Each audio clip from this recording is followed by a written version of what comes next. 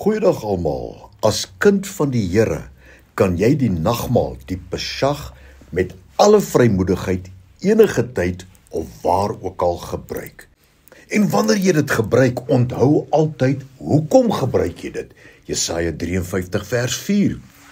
Verseker, gewis, voorwaar het hy ons angs, ons benoudheid, ons siekte, swakheid, ons onrus, al die rampe teen ons, ellende, onheil, sorge, beangstheid en ook lamlendigheid op hom geneem en ons smarte.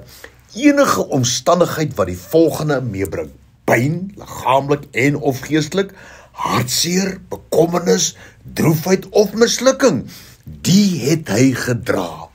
Dan gaan die woord verder en hy sê, hy is ter wille van ons oortredinge, ons sonde, ons rebellie, ons afvalligheid, alles wat sleg is in ons lewens, is hy deurboor, ter wille van ons ongeregtighede, ons perversiteit, ons bedrog, ons sedeloosheid, ons slegtigheid en ons foute, is hy verbrysel. En die straf wat vir ons vrede bring, die straf wat vir ons guns en geluk en veiligheid en volmaaktheid en volheid en gesondheid, voorspoed en kalmte aanbring, was op hom.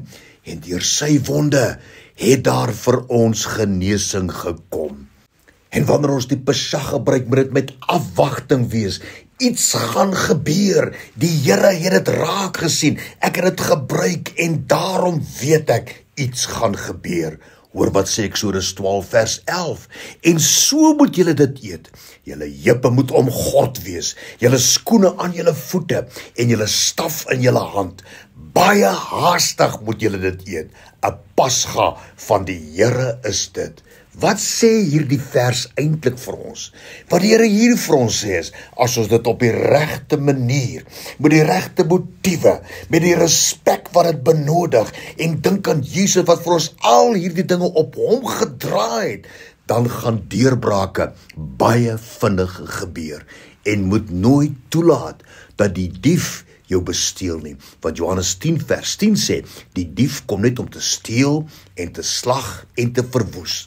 Daarom gebruik die nagmaal met krag, met oorwinning, met geloof, met afwagting en verwagting, met autoriteit, want Jesus het gesê, ek het gekom dat julle lewe en oorvloed kan hê.